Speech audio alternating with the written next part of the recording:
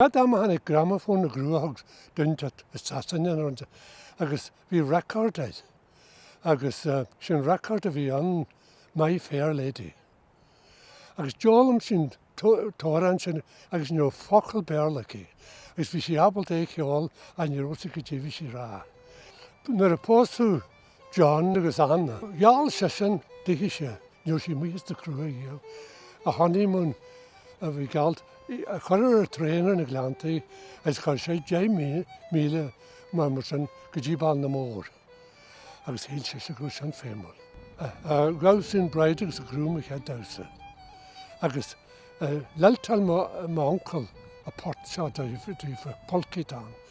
A couple ána dhé sin bhís do mí gobars na parcarí agus défhín cósna se go déir de tainimid a bhí a fortune dTaisce cin bhaine sin í faoiú. Dí nelas an bhíon tainimid. Bhar mit macún seáine agus níon seán chettaid agus sinna tainimid tar a fortune a dhéomh hain.